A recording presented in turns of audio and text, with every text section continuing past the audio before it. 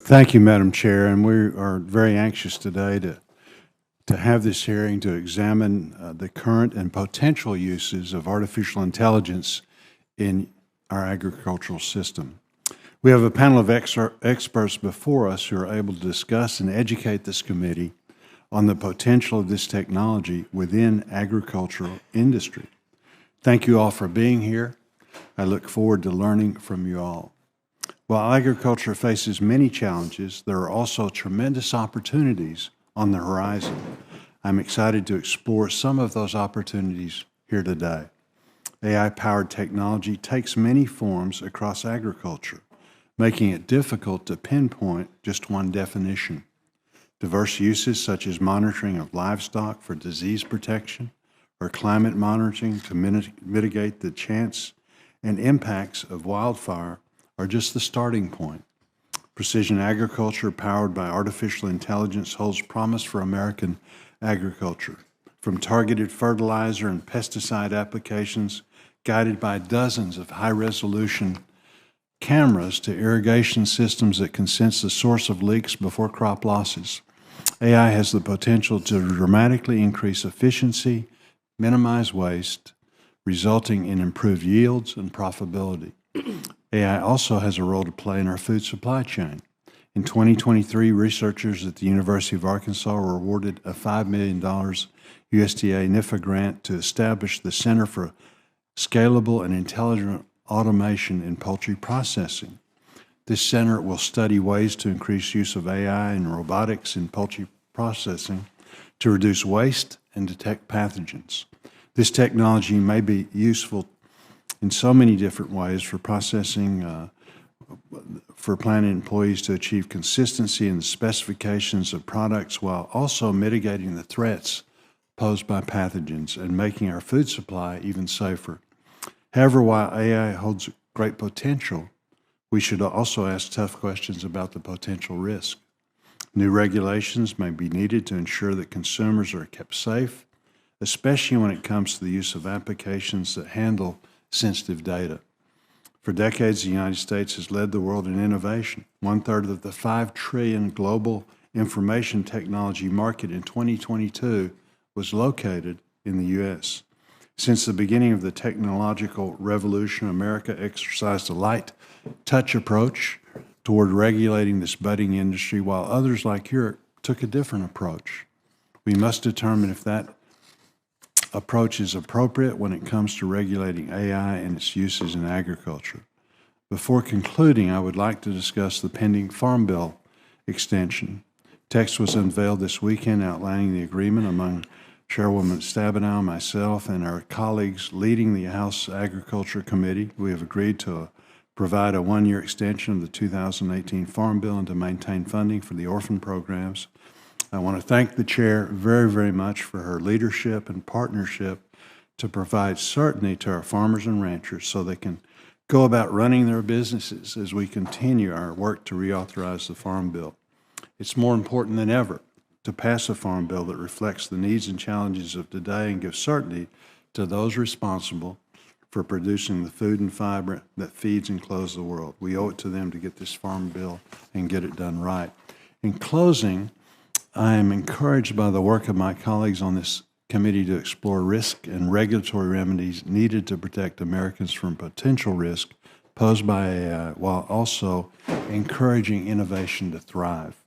Before I end my remarks, I wanted to recognize a member of Senator Ernst's staff, Steph Carlson, who serves as the Deputy Legislative Director and Ag Advisor to Senator Ernst. Steph is returning to her home state of Iowa to be closer to family and to work for the National Pork Producers Council, so we'll still be seeing you around. I was fortunate to spend some time with Steph this spring during my visit to Iowa. There's no question that Steph is committed to helping Iowa's farm families. I appreciate her contribution to the work of this committee and wish her the best. Thank you again, Madam Chair, and I look forward to today's discussion. Well, thank you so much, Senator Bozeman. I'm Lisa Murkowski, Senator from the state of Alaska, and I'm proud to be able to stand here with other mothers of the Senate And as Senator Hyde-Smith said, we have extraordinary responsibilities here as lawmakers, but there is an internal focus, a compass that we bring to the table that begins with being a mother. And so seeing these pictures, seeing these young men, these sons, these fathers, these daughters, our families that have been slaughtered, our families that have been captured in a brutal and an awful way. This, as much as anything, is what you are seeing with the empathy and the passion to ensure that all of these sons and daughters are returned home safely. Hostages no more. The United States stands with Israel. We stand with you, and we will bring your families home. God bless. Now, from California, Mr. Sherman's recognized. Thank you. If our standards are too low, we're going to see bankrupt banks and bailouts. If our standards are too high, we're going to constrain economic growth and especially constrain small business lending. Our standards are higher than those of Europe, and that ties to a different insurance system. In Europe, deposits, I believe, are insured to 100,000 euros. Here, it's to $250,000, more than twice as much governmental involvement in securing depositors. While you can argue for lower standards, you can argue for higher standards, you can't argue for stupid standards. And I think when we get involved in some of these details, I want to illustrate that some of these standards don't meet an intelligence test. But we should not call these European standards. The responsibility, positive or negative, belongs to the three major U.S. regulators. They're just waving the Basel flag when they want to do something and saying, oh, the Europeans are suggesting it. And then when the Europeans suggest something they don't like, they ignore it. As Bill Foster's questioning demonstrated, all the power is with the U.S. regulators. And if these regulations are good or bad, that's entirely the result of Americans. Yes, we listen to foreign regulators. We also listen to economics professors, neither of which are mentioned in the U.S. Constitution. How we allocate capital is important, particularly big versus small loans. What seems to be favored in our society is people in $1,000 suits making $1 million a year and making billion-dollar and multi-billion-dollar investments in securities. What is downplayed, and those people always have fancy fancy business degrees. What is disadvantaged is Main Street loans to Jack's Pizzeria. And needless to say, our regulators favor the first group because they all have fancy degrees too, and they like to look at big pictures, and who wants to go down to Jack's and sample the pizza? So when we have credit risk, the small business has credit risk, and we are all focused on that. The interest rate risk, which is what took down Silicon Valley Bank, we give short shrift to because, after all, those are the decisions made by the big fancy people with their big billion-dollar bets and their big fancy degrees. Having an economy that is weighted toward the giant loans is I think, really a bad idea. Now, speaking of stupid regulations, can anyone here please raise your hand if you can even come up with an argument, half an argument, for the idea of ignoring private mortgage insurance in evaluating the risk of holding a mortgage loan? I'm looking here.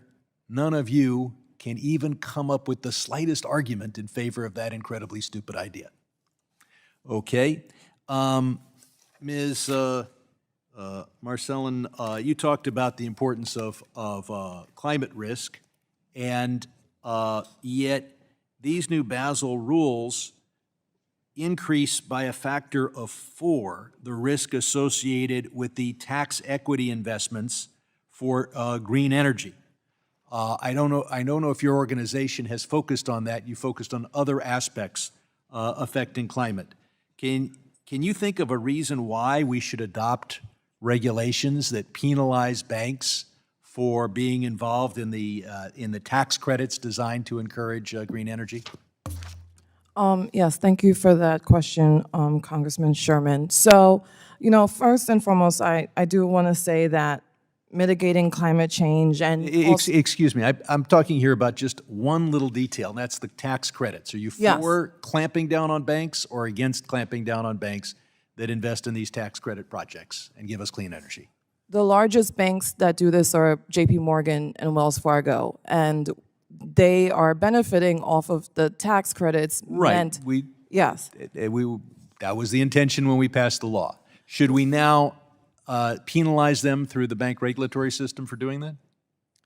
I don't know if I would characterize it as penalizing them, but I think it's, I do want to try to squeeze in one other thing, and that is that the rules for, quote, high-quality corporate exposures are once again in Basel designed to discriminate against making those Main Street loans and push banks into making the billion-dollar loans and the securities. And perhaps we should have a rule against having anybody involved with having too many people with elite degrees making these rules, and I yield back.